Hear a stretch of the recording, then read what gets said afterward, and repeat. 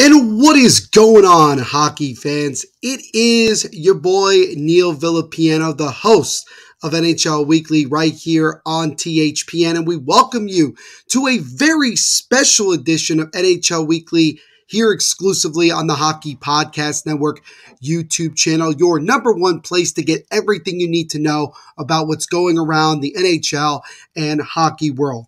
It has been a couple of weeks since the last time you saw and heard my lovely face. I do want to apologize for that. I had some other things to take care of, but we are all good.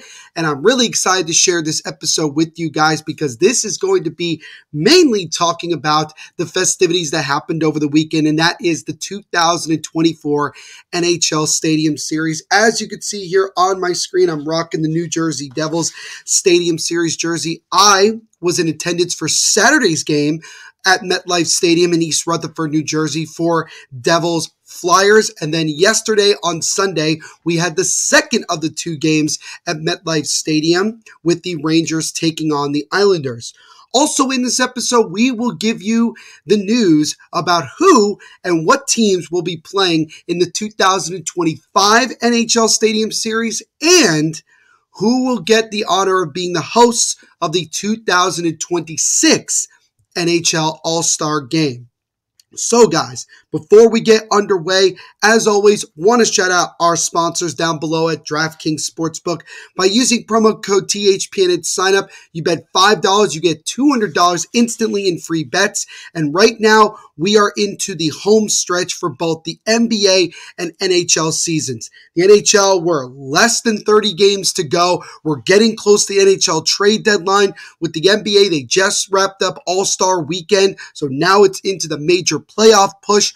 You also obviously got Major League Baseball training camp, spring training getting underway today, so opportunities to bet on there as well. And with so much more, including that going on, you already know that DraftKings is the best sports book to get in on all of the huge cash prizes. So again, when you sign up for DraftKings and use our promo code THPN, you bet just $5, you get $200 instantly in bonus bets. So make sure you sign up. And again, shout out to DraftKings Sportsbook, the official sports betting partner of the Hockey Podcast Network. And as always, sports fans, make sure to bet responsibly. So let us get into this edition of NHL Weekly. This is an exciting one.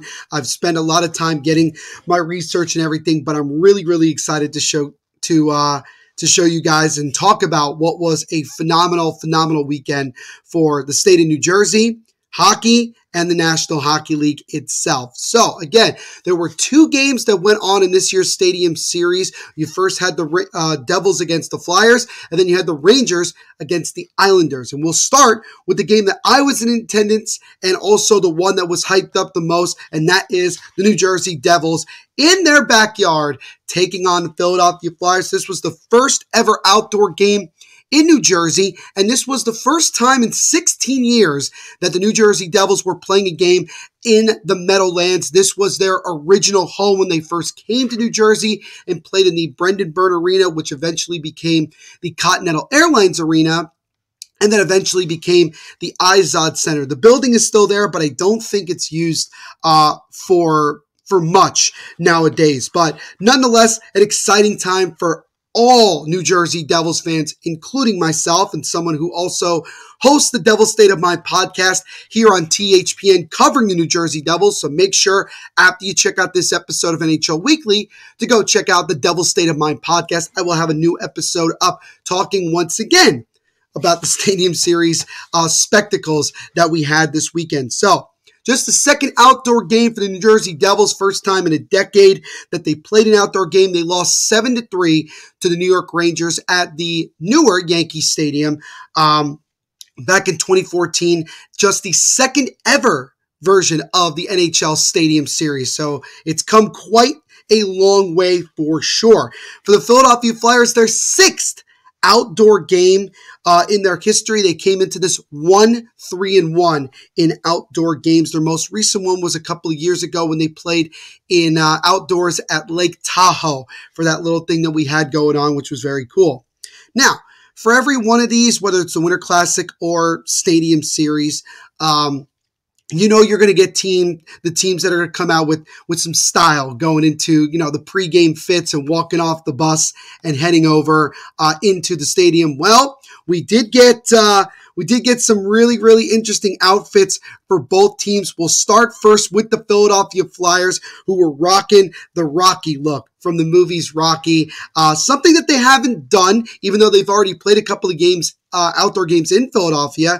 But this has become more of a recent trend where teams are doing this and having specific outfits for this type of event. And so the Flyers walked off the bus and they rocked the Rocky outfits. And I think what I like about it is just simply that it's a very, you know, basic look, just the gray jeans, the gray sweatshirt with the long sleeve shirt underneath and the black hat looking exactly like Rocky.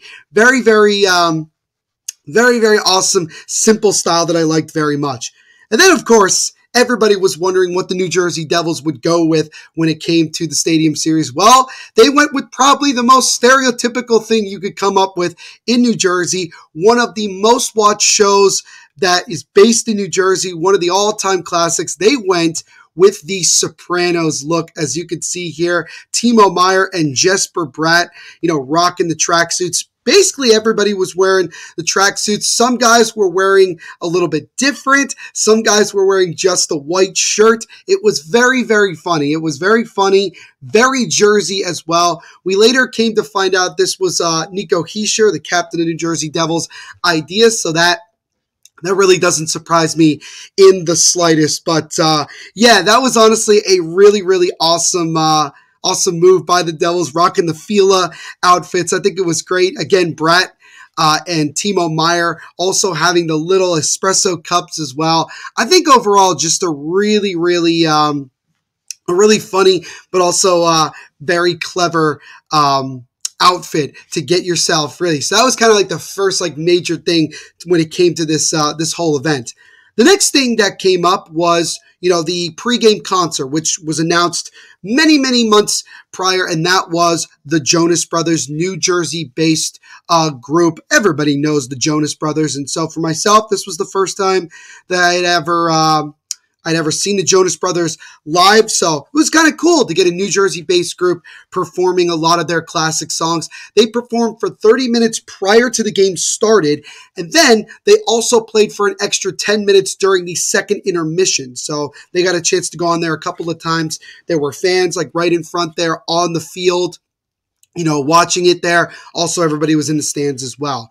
Should also mention it was an extremely cold day in the Meadowlands. And if you've ever been there, I will say this completely, that the wind is absolutely nasty when it comes to the Meadowlands. It is thick, it is cold, it is aggressive. It's just a whole lot of different things. So even watching this concert, it was tough being so cold, but nonetheless, it was a great performance by the Jonas Brothers for sure.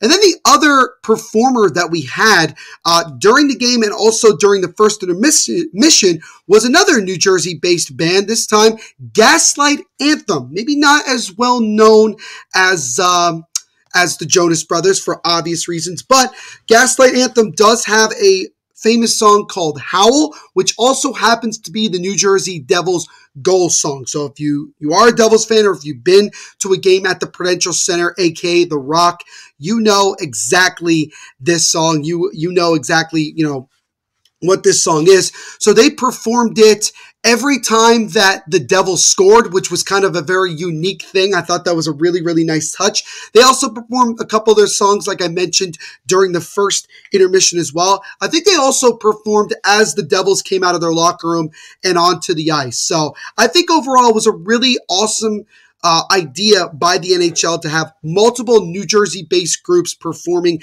at different points during, before, during, and you know, in between periods during this game. I think it was honestly a really, really nice touch by the NHL. So again, they really wanted to make this all Jersey, and I think they did a really phenomenal job with it. So a couple of notes when it came to, you know, the pregame stuff involving, you know, the players, and more specifically the Devils. This also just happened to be head coach Lindy Ruff of the New Jersey Devils, his birthday. So you knew going into it, it was already a special event with so many different things going on. And so with Lindy Ruff, it being his birthday, I mean, it just made it that much more special. And you knew the Devils had all the motivation in the world that one could have going into this. So happy belated birthday to head coach Lindy Ruff of the New Jersey Devils. And then the last little touch that I thought was awesome, right before the game in the locker room, Lindy Ruff had a special guest come in and announce the starting lineup for the Devils for the Stadium Series. And it just happened to be former New Jersey Devil and very well-known NHL and ESPN commentator and personality, PK Subban, who was rocking this really, really sick outfit. He came right in yelling, "How about those Devils?" And he had like a little slogan for every player that he announced the starting lineup, including Lindy Ruff, which I thought was really funny. Really, really awesome thing that Lindy Ruff did to get the boys pumped up. You could tell even in the locker room if you watch the video how jacked up the Devils were and ready to go, to just add that into, the whole excitement, spectacle, everything like that when it came to this.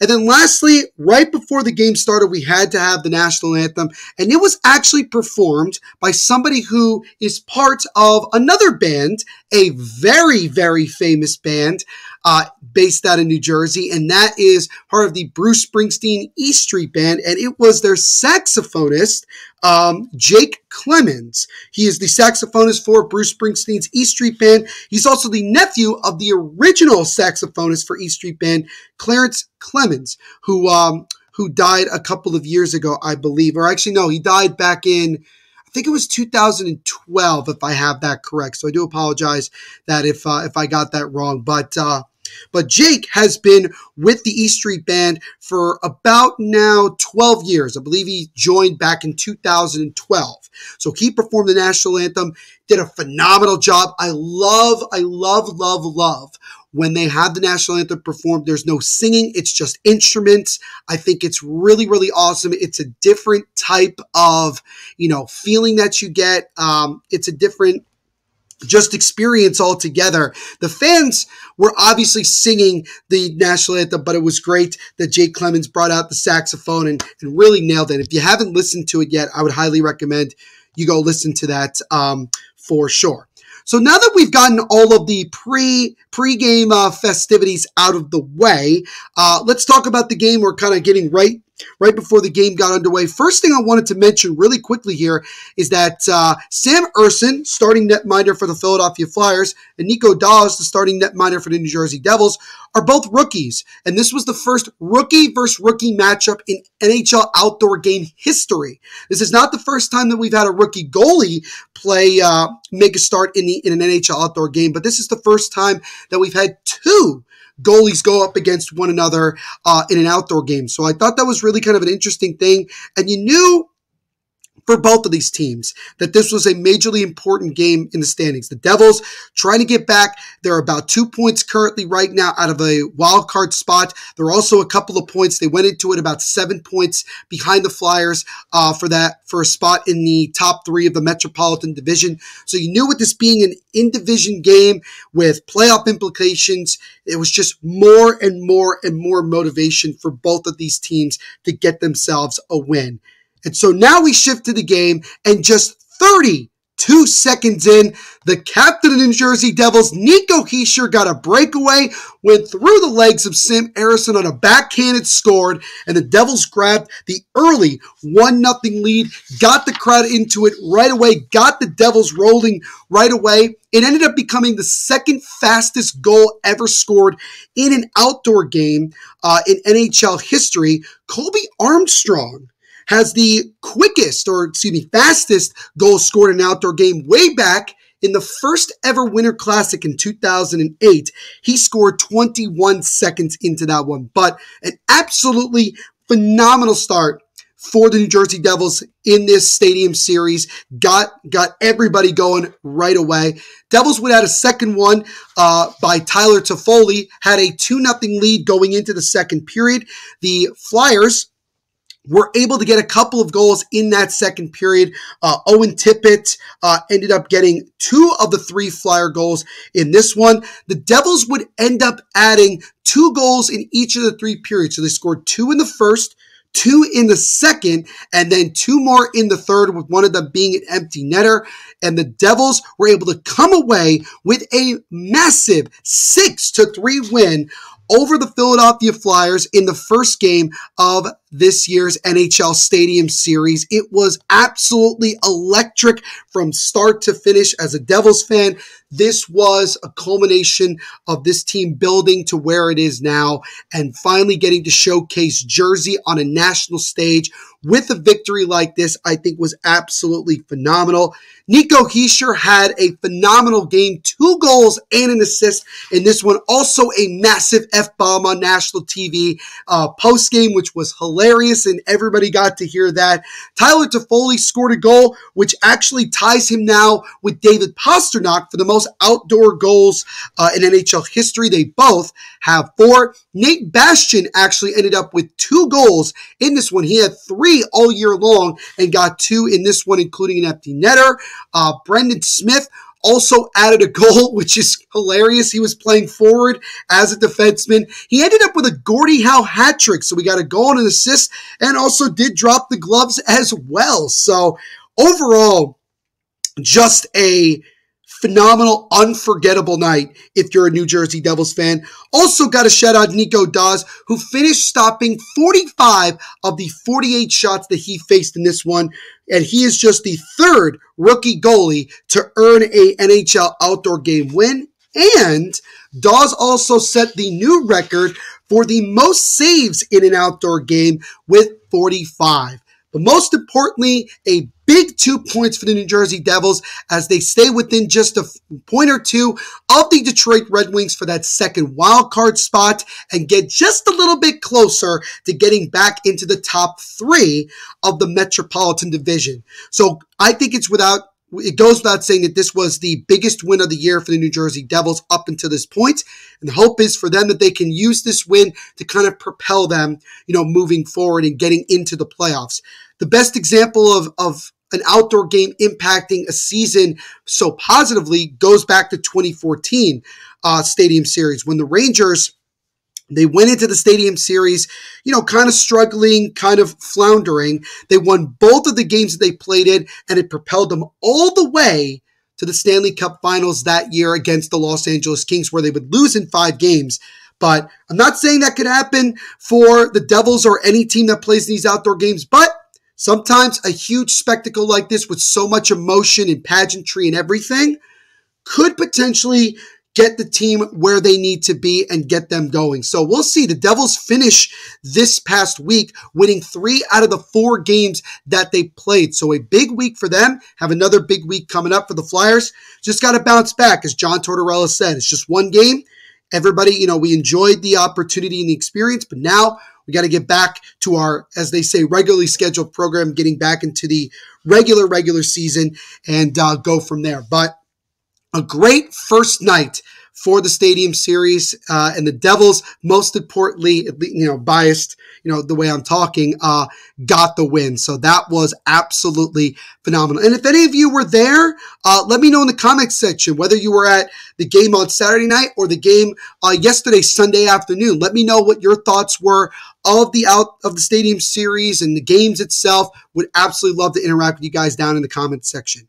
Now, let us shift over to the second game of this year's NHL Stadium Series, and that was the Battle of New York in New Jersey as the New York Rangers took on the New York Islanders. So for the Rangers, this was their 5th outdoor game in their history. They are still undefeated going into this one. They were 4-0-0 in outdoor games. So they have had a lot of success when it came to getting themselves in a position to win these outdoor games. For the New York Islanders, just like the Devils, this is just their second outdoor game, with their last outdoor game also being in 2014 in the Stadium Series when they lost a tough 2-1 regulation game to the New York Rangers, also at Yankee Stadium. So the Islanders, just like the Devils, were coming in looking for their first outdoor win in franchise history.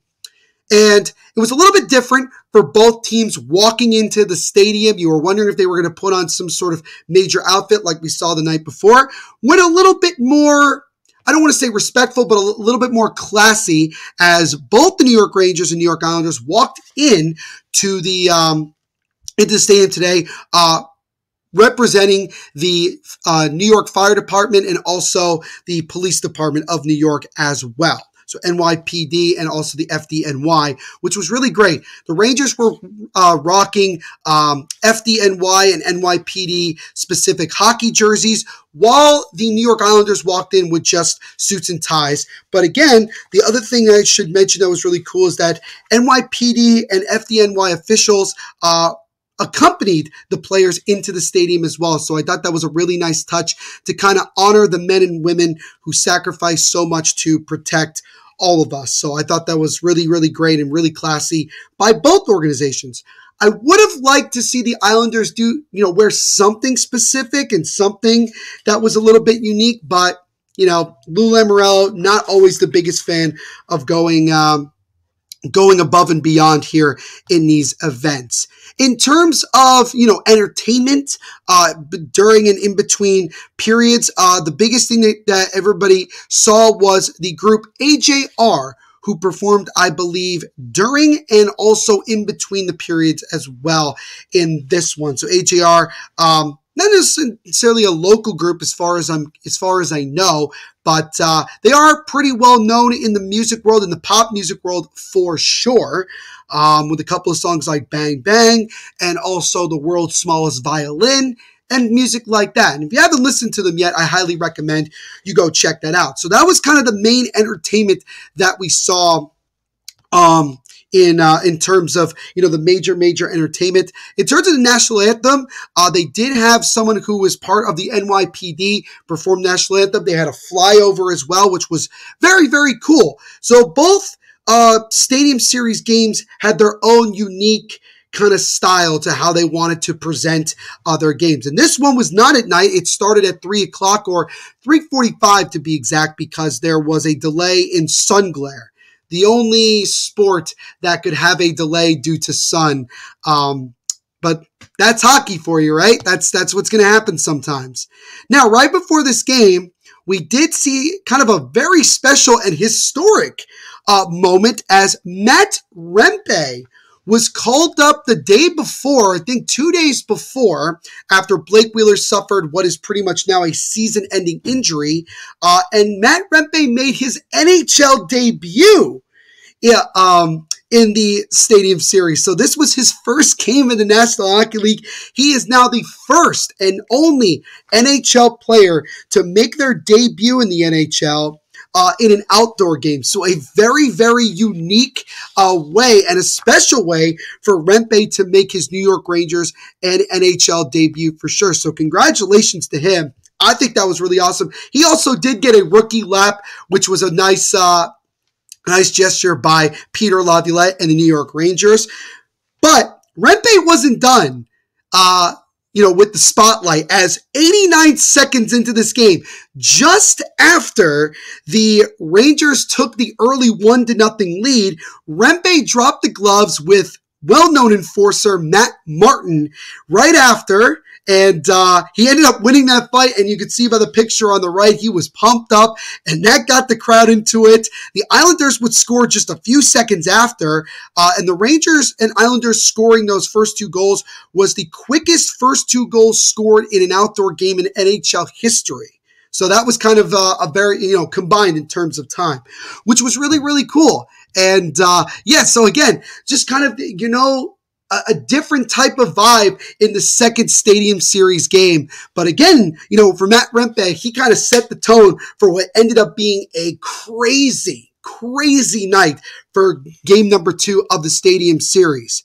The New York Islanders, after they tied the game, they really kind of put the pressure on the Rangers. Shesterkin really struggled from this, at the start, as the Islanders were able to go up 3-1 after one with a couple of more goals late in that first period. And then about a minute, I think it was like 63 seconds into the second period, Anders Lee deflected a shot from Peter Engvall that beat Shesterkin, and that made it 4-1. And so it looked like in that moment that the Islanders were going to cruise to a dominant outdoor win and give the Rangers their first ever outdoor loss.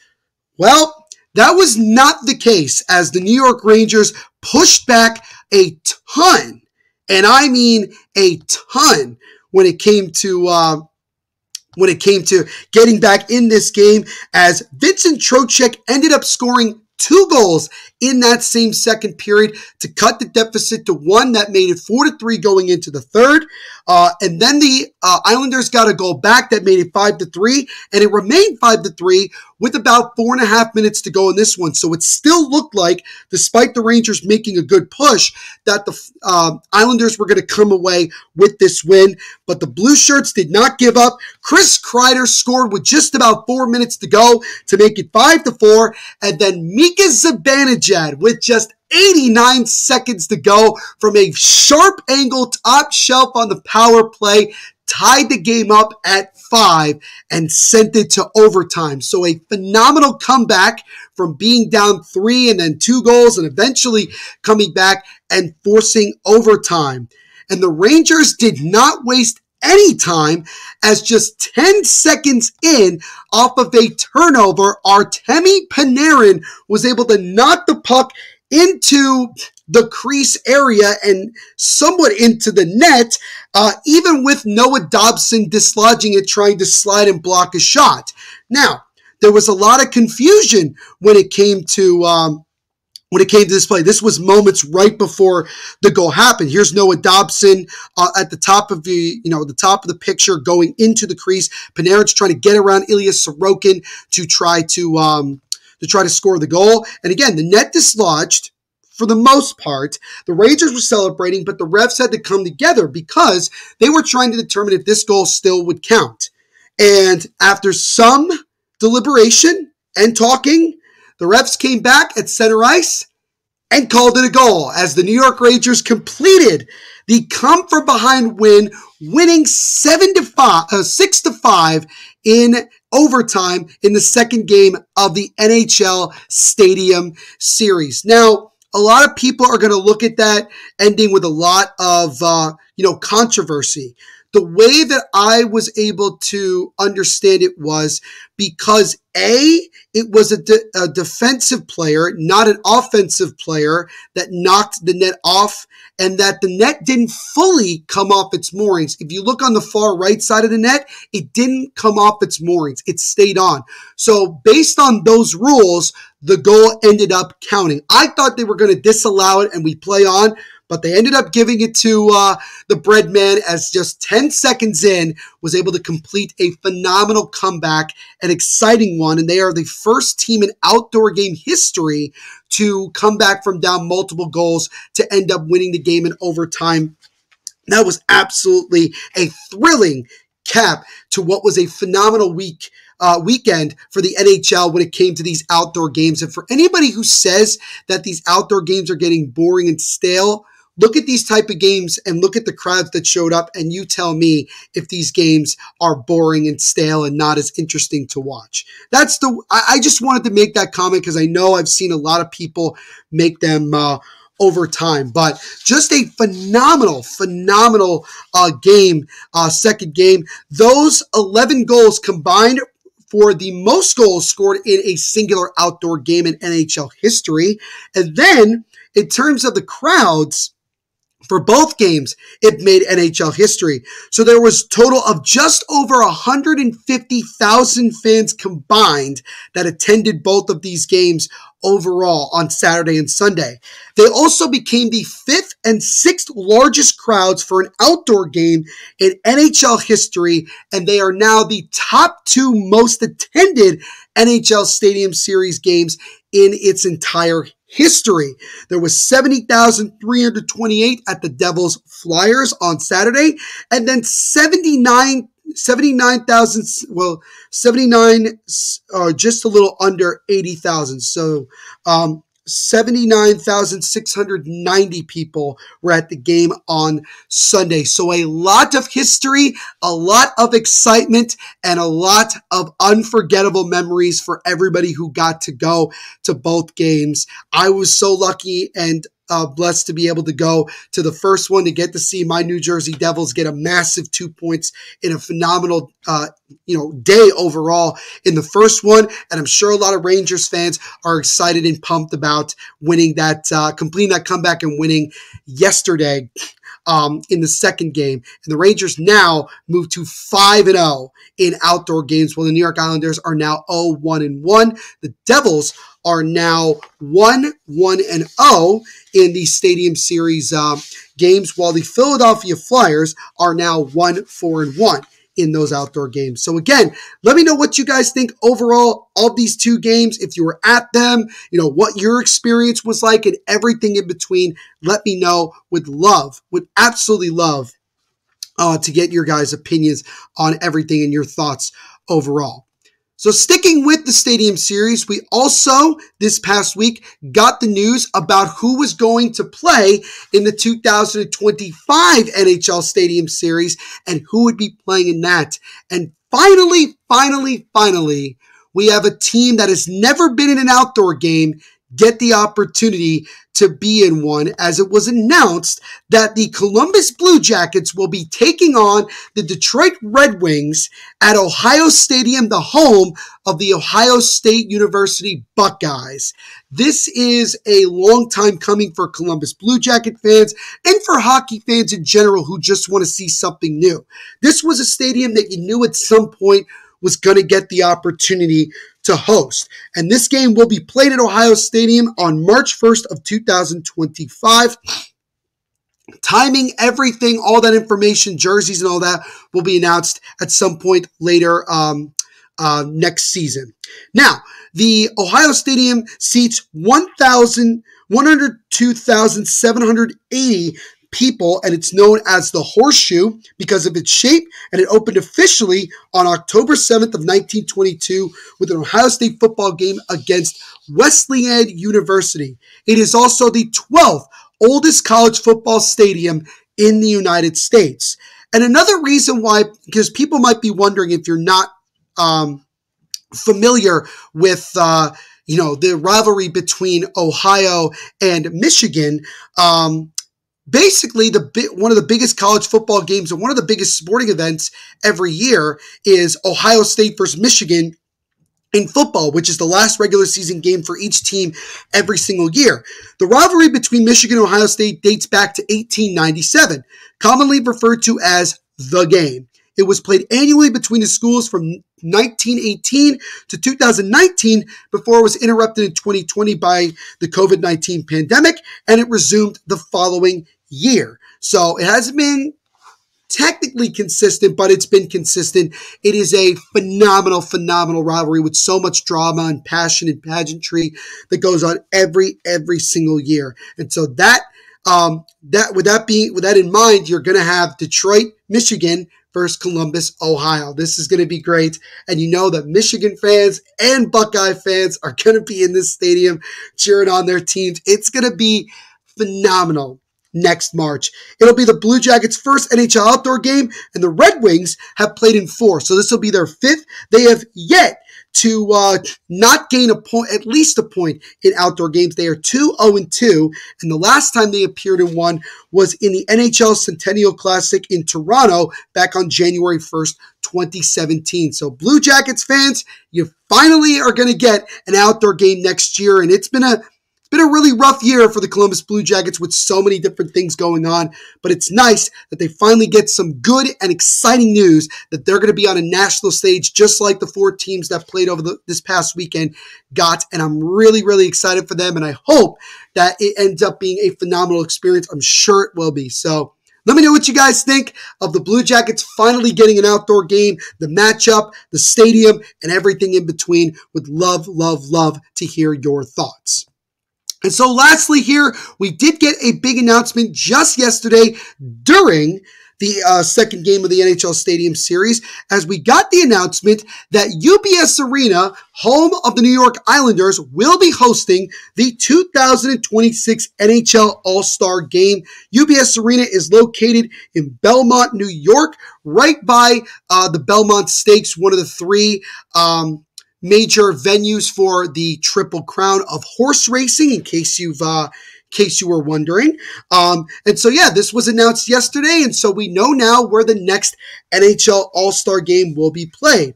The 2026 All-Star Game will be the 69th game in NHL history. The league will not hold an All-Star Game next year because of the famous 2025 Four Nations Face-Off next season, which is going to be that tournament that features the United States, Canada, Sweden, and Finland, which will be taking place between February 12th to February 20th. So it's kind of like a replacement for the All-Star Game, and also just a little bit of international hockey with NHL players being involved. This is an NHL-controlled thing. Now, should also give you some other information. All-Star Weekend at UBS Arena will be played in advance of the 2026 Winter Olympics, which will be taking place in Milan, Italy, where the NHL players, for the first time since the 2014 Sochi Olympics, will be competing. So we're finally going to get NHL players back in the Olympics. The Winter Olympics of 2026 will be held from February 6th to February 22nd of that year. And there is no dates yet for the men's ice hockey tournament, but that will come as we get closer to it. This is just the third year of existence for UBS Arena. It's still very, very young. I have still yet to go over and check it out. I'm hoping to maybe check it out in late March when the New Jersey Devils are taking on the Islanders there.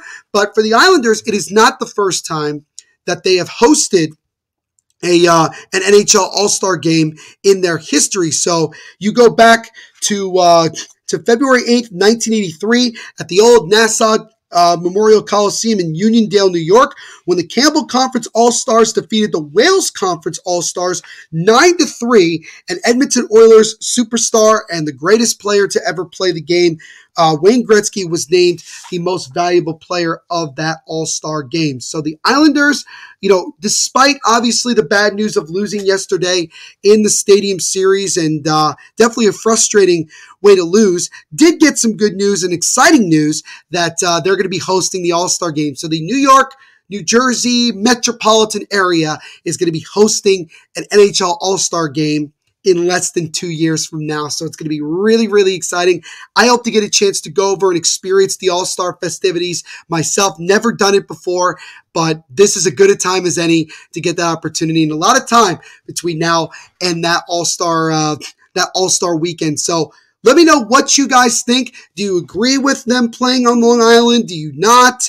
What are your thoughts of just the overall ideas about, the four country tournament that they're having, the feelings about the NHL players going back to the Olympics, and all of that in between? Let me know what you guys think. Love to interact with you guys.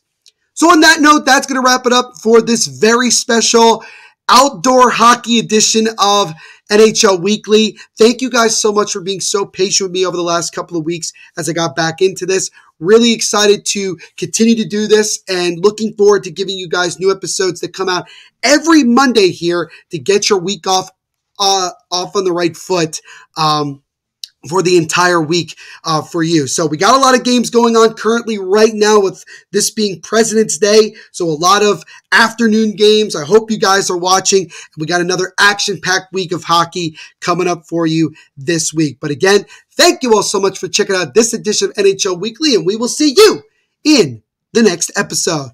And don't forget to follow us on all of our social media platforms at HockeyPodNet, both on Instagram and Twitter. You can follow my personal Twitter, which you can see at the far right of your screen, top right, the NVP Show. And also go check out all of the podcasts here on the Hockey Podcast Network, including mine, the Devil's State of Mind podcast, which covers the New Jersey Devils. So make sure you go check out all of our content. And don't forget to like, share, and subscribe here.